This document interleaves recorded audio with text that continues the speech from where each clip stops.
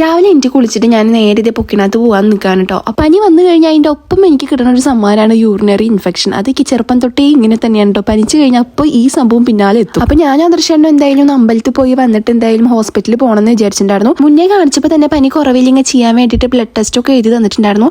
അപ്പോൾ അതെന്തായാലും ചെയ്യാൻ പോകണം. ഇവിടെ വെച്ചാൽ നല്ല വഴുക്കലാണ് കേട്ടോ. അപ്പോൾ നോക്കി നടക്കണം. അങ്ങനെ തൊഴുതിട്ട് നമ്മൾ നേരെ വീട്ടിൽ പോയി അവിടെ പോയി ചായക്കടി എന്തെങ്കിലും ഉണ്ടാക്കി കഴിച്ചിട്ട് വേണം നമുക്ക് ഹോസ്പിറ്റലിലേക്കും പിന്നെ ആദർശേട്ടൻ്റെ ഒരു ഫ്രണ്ടിനൊക്കെ കാണാൻ പോകേണ്ട ഒരു പരിപാടി ഉണ്ടായിരുന്നു. ഇപ്പോൾ പണിക്ക് ഞാൻ വേഗം പുട്ടും അതുപോലെ തന്നെ വൻപയറിൻ്റെ ഉപ്പേരിയും പിന്നെ ചോറും വേഗം ആക്കിട്ടോ. അത് കഴിഞ്ഞിട്ട് ഞങ്ങളിതേ പോകാൻ വേണ്ടി നിൽക്കാൻ കേട്ടോ. അപ്പോൾ എനിക്ക് അച്ഛൻ തലവേദന എടുത്തിട്ട് വയ്യ. എൻ്റെ മുഖം കണ്ട് നിങ്ങൾ ഒന്നും വിചാരിക്കരുത് കേട്ടോ. നമ്മുടെ ജീവിതത്തിൽ നമുക്കൊരു സമാധാനം ഞങ്ങൾ അത് നമ്മുടെ മുഖത്ത് കാണും. അപ്പോൾ നമ്മൾ എന്ത് ചെയ്യണം, അതിങ്ങനെ മേക്കപ്പ് ഒക്കെ ഇട്ട് അഡ്ജസ്റ്റ് ചെയ്ത് വെക്കണം. കരിവാരി തേക്കിലൊക്കെ നമ്മുടെ ചുറ്റും നടന്നാലും നമുക്കത് അങ്ങോട്ട് ഏശനില്ല എന്നുള്ള മട്ടിൽ നമ്മൾ അങ്ങോട്ട് മുന്നോട്ട് നോർത്ത് പോയിന്റ് ഞാനിവിടെ ആരെയും കുറ്റപ്പെടുത്തിയിട്ടില്ല. അങ്ങനെ ഇത് ആദർശേൻ്റെ ഫ്രണ്ടും ആളുടെ ഹസ്ബൻഡും കുട്ടിയൊക്കെ നമ്മളതിനെ വെയിറ്റ് ചെയ്ത് നിൽക്കുന്നുണ്ട് കേട്ടോ. അപ്പോൾ നമ്മളിതേ കുറച്ച് നേരം എന്തേ മാതൃഭൂമി ബുക്ക് സ്റ്റാളൊക്കെ ഇല്ല അവിടെ ആയിരുന്നു കേട്ടോ. അപ്പോൾ അവിടെ കുറേ കിളികളൊക്കെ ഉണ്ട്. അപ്പോൾ അതിനൊക്കെ ഉണ്ട്. പിന്നെ നല്ല മഴയായിരുന്നു കേട്ടോ. ബുക്ക് സ്റ്റോൾ ആയതുകൊണ്ട് തന്നെ ഇവിടെ നിറച്ച് കുറേ ബുക്കുകളുണ്ട് കേട്ടോ. പിന്നെ ഇത് ഈ ചേട്ടൻ അവിടെ ബുക്കൊക്കെ ഒതുക്കിക്കാൻ നിൽക്കുന്ന സമയത്ത് എന്നെ അങ്ങനെ കണ്ടപ്പോൾ എന്നോട് ഇരുന്നോളാൻ പറഞ്ഞു കേട്ടോ.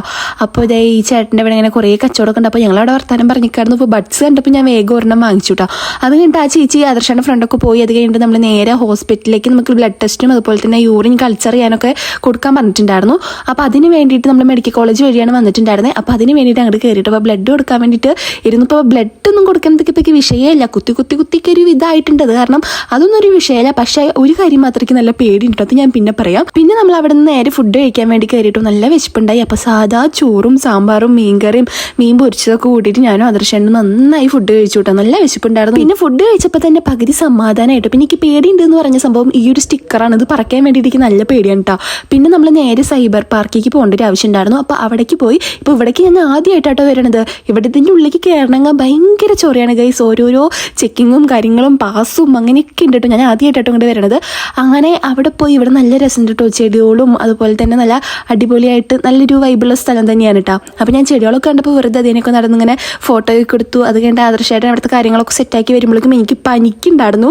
അങ്ങനെ ഇതാ പിന്നെ എ സിയിലായിട്ടും ഒക്കെ നന്നായി പനിച്ചു തുടങ്ങിയിട്ടുണ്ടായിരുന്നു. അപ്പോഴേക്ക് എങ്ങനെയെങ്കിലും ഒന്ന് വീടെത്തി കിട്ടിയാൽ മതി എന്നായിട്ടോ. പിന്നെ ഏറ്റവും വലിയ ടാസ്ക് ഈ സംഭവം പറിച്ചെടുക്കാൻ വേണ്ടിയിട്ടായിരുന്നു. അങ്ങനെ എങ്ങനെയൊക്കെയോ ഞാനതിങ്ങനെ ഇളക്കി എടുത്തു. കാരണം നമ്മുടെ കൈമത്തെ മുടിയും കൂടി ഒട്ടിപ്പിടിക്കില്ല. അപ്പോൾ നമ്മുടെ ഇന്നത്തെ വീഡിയോ ഇത്രയേ ഉള്ളൂ. ബൈ.